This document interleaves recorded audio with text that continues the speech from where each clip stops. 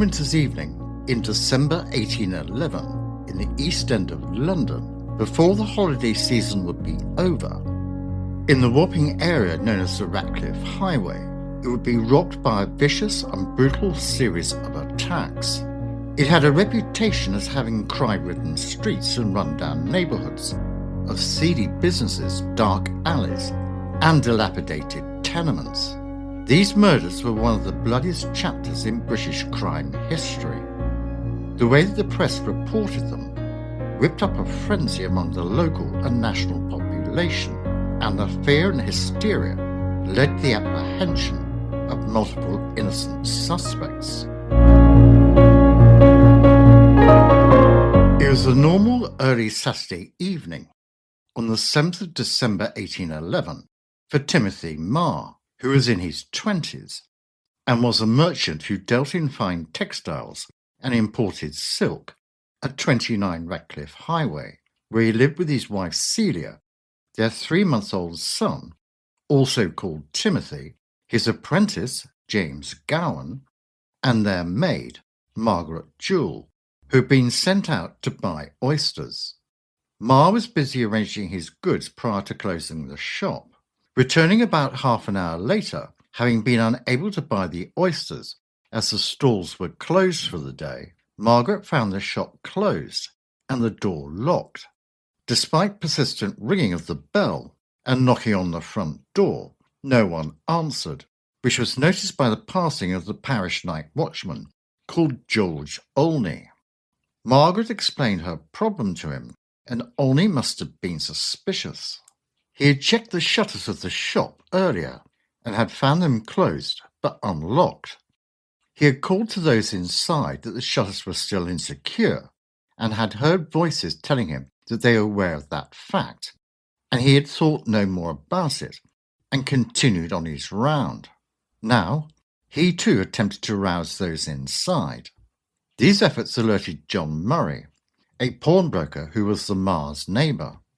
Murray had heard some unusual noises earlier through the walls of the terraced house where they lived, but had thought little of it.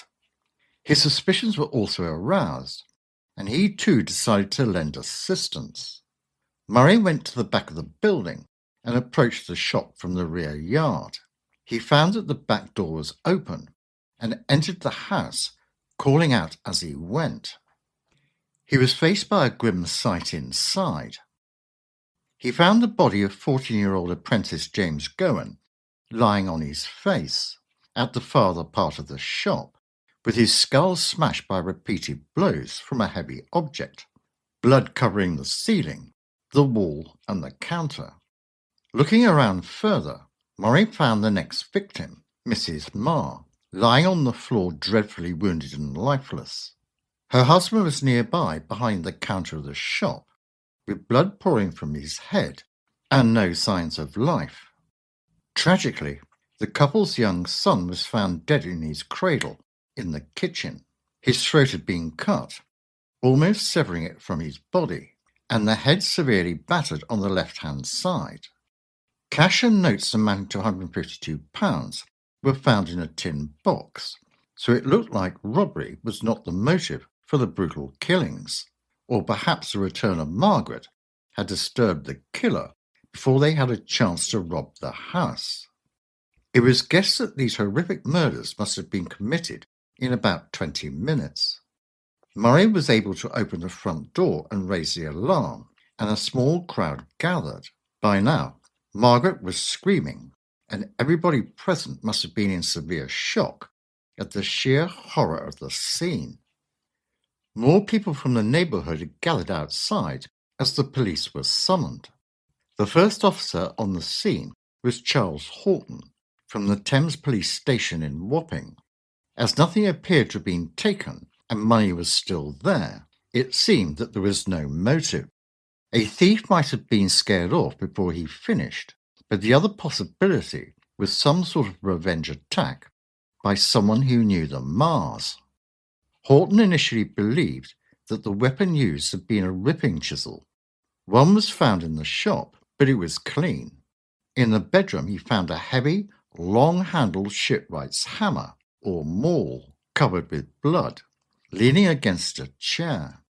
Horton assumed that this was the murder weapon, abandoned when Margaret's knocking scared the killer away. Human hairs were stuck in the drying blood on the flat, heavy end, and the tapered end, used for driving nails into wood, was chipped. By now 2 sets of footprints were discovered at the back of the shop. These appeared to belong to the killers, as they contained both blood and sawdust from carpentry work done inside earlier in the day. A possible witness reported that he had seen a group of men running away in the direction of New Gravel Lane shortly after the alarm had been raised, and it could be the work of a criminal gang. Officer Horton took the bloodstained Marr back to his station to find that 3 sailors who had been seen in the area that night were in custody, and one appeared to have spots of blood on his clothing. But all 3 had convincing alibis and were released. Other men were apprehended in the area on the basis of witness reports, but the cases against them also fell apart. A reward of 50 guineas was offered for the apprehension of the perpetrator or perpetrators, and to notify area residents, a leaflet was drafted and stuck onto church doors. An inquest was held 2 days later at the Jolly Sailors Public House, also on Ratcliffe Highway, on the 10th of December, where the coroner's jury returned a verdict of willful murder against person or persons unknown. They felt that someone may have been watching the shop for an opportunity, and that the killers had still been there when Margaret returned and had fled out the back door. An attempt was made to trace the shipwright's hammer by the chip in its blade. There was no blood on the chisel, but since Margaret stated that Marr had been looking for one earlier that evening, it was thought that it was brought to be used as a weapon, since if it had been in plain sight, he would have found it. Cornelius Hart, one of the carpenters who'd worked at the shop that day, was detained, but no case could be made against him, and he was released. Marr's brother also came under scrutiny, since he was rumoured to have had a disagreement with him, but after being interrogated for 48 hours, he was exonerated because he had a firm alibi. A servant girl who had previously been let go was also questioned, but she lacked motive as well as criminal companions, and was too small to have performed the murders by herself. The following day, the bodies of Timothy Marr, Celia Marr, and James Gowan were put on display outside of their shop. It was a common macabre custom of the era, which brought onlookers and mourners alike to the Ratcliffe Highway. Their funerals were held with a large procession. The victims were buried in the parish church of St. George in the East. For the next fortnight, the investigation continued, but no real progress was made. Many people had been arrested and questioned, but the case was no closer to being solved. Then, on December the 19th, 12 days after the killings, the investigation at last moved forward. When the shipwright's hammer was cleaned, it showed that some initials, IP or JP, were carved into the handle. Those who were working on the case now had a way to try to trace the owner. That evening, Wapping was once more thrown into turmoil when yet another gruesome murder scene came to light. 56-year-old publican John Williamson, his wife, 60-year-old Elizabeth, and their barmaid, Bridget Harrington, were found murdered at the King's Arms Tavern in New Gravel Lane. The murders were discovered when a patrolling policeman found a man called John Turner, who had been a lodger at the pub for 8 months, climbing down knotted sheets from an upper floor and shouting that murder was being committed inside. The door to the pub was prized open by the constable, and a rapid search revealed the body of Williamson lying face up on the steps to the beer cellar. His head had been beaten and his throat had been cut, and there was a blood-stained iron crowbar lying beside him. A sharper implement had been used to slit his throat. The bodies of his wife Elizabeth and Bridget Harrington, who was their 50-year-old barmaid, were found in the kitchen. All three had been brutally battered and murdered. It also appeared that their throats had been cut and skulls brutally battered in with what looked to be a carbon copy of the recent atrocities involving the Marr family. There were further similarities in the supposed method of escape, which appeared to be across open land at the rear of the property. Only one person survived the attack, apart from Turner, who was Kitty Stillwell, the Williamsons' 14-year-old granddaughter, who had slept through the incident and had escaped being found by the murderers. Earlier that night, Williamson had told one of the parish constables that he had seen a man wearing a brown jacket lurking around the place. He asked the officer to keep an eye out for the stranger. Not long afterwards, the same constable heard a cry of "Murder!" and a crowd was gathering outside the King's Arms as Turner was escaping from the upper floor. There were no signs of any theft, and only one item was missing from the scene: Williamson's pocket watch. It was supposed that the murderer, or murderers, had been disturbed by Turner's raising the alarm, and like at the Marrs, had made a quick getaway. There was an open window at the rear of the pub, with bloodstains on the sill, indicating the murderer's escape route, and a footprint in the mud outside seemed to confirm this. The unknown assailant apparently escaped by running along a clay-covered slope, so it was assumed by the police that he would have got clay all over his clothing, making him easy to identify. It was pointed out that this type of escape route was similar to the one taken by the person who had murdered the Marr family. There were no known connections between the two families, and there was no apparent motive for this second slaughter. As Mr. Williamson's watch was missing, and both crimes had been interrupted, they might still have started off as simple robberies. The police quickly arrested a suspect who lived in the area, who had recently cleaned his trousers to get rid of what the local doctor claimed were bloodstains. No forensic tests existed to test his theory, but the man was detained anyway.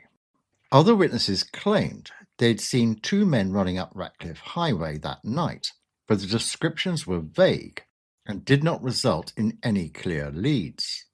Local magistrates convened and quickly offered another reward of 100 guineas, double the amount in the case of the Marr family, for information leading to the capture of the culprit. The London newspapers focused on the crimes for some 3 weeks, and a coroner's inquest was convened at the Black Horse opposite the King's Arms. Turner claimed he had returned at about 10:40 p.m. and had gone to his room on the upper floor. He had heard Mrs. Williamson lock the front door, then heard it bang open hard, and a yell, "We're all murdered!" from Williamson, who then exclaimed, "I am a dead man." As he lay in bed listening, Turner heard several blows. He also heard someone walking about. After a few moments, he went to investigate. As he crept down the stairs, he heard 3 drawn-out sighs and saw that the door stood open. He cautiously peered in, and he caught a glimpse of a man he estimated was 6 feet tall, wearing a dark hooded coat, leaning over Mrs. Williamson and going through her pockets. Turner saw only one man before quietly going back up the stairs. Rather than become a victim as well, he then tied 2 sheets together in his bedroom and lowered himself out of the window. He knew that Mr. Williamson's watch was missing and described it in detail, but could not recall there ever being a crowbar in the pub like the one found next to the corpse. The conclusion was that it must have been brought there by the killer. The jury returned a verdict of willful murder by a person or persons yet to be determined. A prime suspect in the murders, called John Williams, was a 27-year-old Scottish seaman, a lodger at the Pear Tree, a pub in Cinnamon Street off the highway in Old Wapping. He was brought in for questioning on the 23rd of December, together with several other individuals, at Shadwell Police Station. William's roommate had noticed that he'd returned after midnight on the night of the murders. It was claimed that Williams had been an acquaintance of Marr and had nursed a grievance against Marr from the time when they were shipmates. Williams had 2 pawn tickets on his person, some silver coins, and a pound note. His last voyage had been on the trading ship, the Roxburgh Castle, and he had narrowly escaped being part of a failed mutiny attempt. He had been seen drinking with at least one other man at the King's Arms before the murders, so he was subjected to an intense interrogation. Williams was of medium height and slight build, so his description in no way matched Turner's description of a large man in a dark coat. He said that he had never denied being at the King's Arms that evening, and the Williamsons considered him a family friend. What aroused suspicion was William's earlier mention that he had no money, although he was seen to have some after the murders. He claimed that he had pawned articles of clothing, offering the pawn tickets as proof, and that after he had left that evening, he had consulted a doctor about an old wound. No one investigated this alibi or checked the dates on the pawn tickets. Despite his insistence that he was innocent, Williams was remanded to Coldbath Fields Prison, where another suspect was also incarcerated. The police were still not sure how many men were involved, and confirmed 3 suspects in all. On the 24th of December, more than 2 weeks after the Marr family had been murdered, and 5 days after the killing of the Williamson family, the mall was identified as belonging to a sailor named John Peterson, who was away at sea. The information was volunteered by Mr. Vermillow, the landlord of the Pear Tree, who was at the time incarcerated in Newgate Prison for debt. Police searched the premises and found Peterson's trunk, which was missing a maul. Vermillow recalled that not only had it been in the chest, but that he had used it and was responsible for chipping it. A significant piece of information, and the reward money offered, would have cleared his debts. Turner was asked if he could identify Williams as the man he had seen. He could not, but did say that he had seen Williams drinking in the pub before. The evidence against him indicated that he had an opportunity to take the maul, and that he had money after the murders, but not before. That he had returned home just after the killer had fled the second crime scene, and that he had blood and torn shirts, and the court gave great weight to eyewitnesses' statements. John Williams had become the main suspect in the case after the maul that had been used in the Marr family murder was linked to a sailor who lodged at the Pear Tree Inn, where Williams also stayed. He had the opportunity to take the maul, and his clothing was reported to be torn and bloody by the woman who did his washing, which he claimed was the result of a brawl. During the course of the investigation, some curious coincidences came to light. The crime seemed to have been connected in some way, though at first glance it had been overlooked. Williams was a sailor and former mutineer, and his connections to the Marr family became deeper. 2 other suspects also emerged. Before Marr was a shopkeeper, he'd been a sailor, and that a small group of them were interviewed with Marr, having all worked together aboard the same ship for the British East India Company.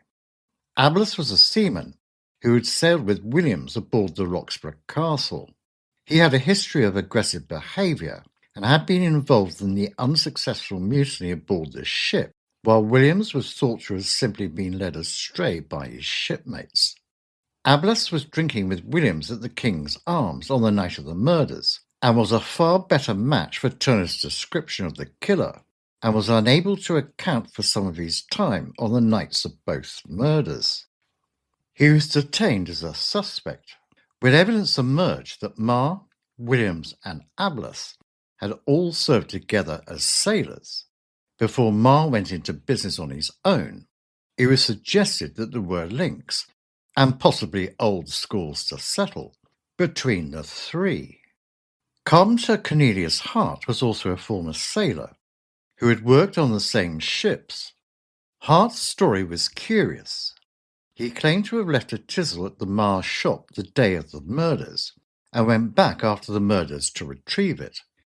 These three, Williams, Hart, and Ablas, were all connected, and the brutality and speed of the murders did certainly suggest more than one perpetrator, and there were those two sets of footprints leaving the Marr shop. Interviews with Williams were carried out at Shadwell Magistrates' Office on Boxing Day and on December the 27th, and the courtroom was packed, as there was strong suspicion that Williams, who resided at the Pear Tree, was indeed connected to the murders, even though the evidence against him was purely circumstantial. The magistrates were particularly keen to question him about his torn and bloodied shirt. On the 28th of December, some shocking news was announced, and Williams never went to trial. Instead of the prisoner entering the room, it was an officer from the prison who informed the magistrates that Williams was dead, having apparently taken his own life by hanging himself in his cell. After his death, police again searched his room in the Pear Tree Inn. Hidden away was a bloody pair of trousers and the pocket watch belonging to the slain Mr. Williamson. This confirmed that Williams was likely the killer they had been searching for, but were any of his friends in on it? Following a brief discussion, the magistrates decided to go ahead and hear the evidence of the other witnesses. Through interviews with his acquaintances, some damning, albeit circumstantial, evidence was found. The night of the murders, his landlady said Williams had returned home late with blood on his shirt, explaining it was from a pub brawl. On Christmas Eve, the authorities had searched his lodgings at the Pear Tree and found more evidence. Also living there was a sailor, John Peterson, the initials on the item being J.P., who was currently away at sea. In Peterson's trunk at the lodging house, all his belongings were accounted for, except for his maul. Police surmised that Williams would likely have had the opportunity to take it, since Peterson was not there to stop him, or even notice it was gone. Further evidence piled up, as Williams' laundress testified that she had washed his bloody and torn clothing after the Marr murders. The court finally declared Williams guilty of the crimes, taking his suicide as a clear statement of his guilt. The cases against the other suspects collapsed, and, although Williams had not previously been connected with the murders of the Marr family, he was deemed to be the sole perpetrator of both. Suicide at the time was seen as being both a taboo and a crime. At the inquest into Williams' death, the coroner addressed the jury that Williams' final desperate act had essentially condemned himself. A lodger at the Pear Tree Inn had found a bloodied knife in the pocket of a blue jacket belonging to Williams. A more detailed search of the room also had revealed the handle of a clasp knife stained with blood. For many, this was the irrefutable proof needed, and that the right man had been arrested. One of the remaining mysteries surrounding the murders is the lack of an obvious motive. There was a substantial amount of cash left at the scene of the Marr's family murder, and it may have been that the untimely arrival of Margaret Jewell scared the burglar away. His burial was just about as brutal as the murders he committed. It was decided that the best way to end the matter was to parade Williams' body through Wapping and Shadwell, so that the residents could see that while he had cheated the hangman, he was no longer a menace. On New Year's Eve, his body was removed from the prison at 11 a.m., with many thousands of people in a procession up the Ratcliffe highway. When the cart carrying the body drew opposite the Marr family house, the procession halted for nearly a quarter of an hour, and then on to the Williamsons, where it paused again. Parading through the streets, it stopped at the crossroads of Cannon Street and Cable Street, where a hole had been dug in the centre of the road. As someone who had committed suicide, he could not be buried in consecrated ground. The corpse was placed in the grave, and a wooden stake hammered into it to prevent the restless soul from wandering with the same maul that had been the murder weapon. It was then covered with quicklime and the hole covered up. And there it remained for almost 100 years, until August 1886, when workmen began to excavate a trench to put in a new gas main in the area where Williams had been buried. They accidentally unearthed a skeleton, reportedly buried upside down, and with the remains of a wooden stake through its torso. The landlord of the Crown and Dolphin, a pub on the corner of Cannon Street Road, is said to have retained the skull as a souvenir.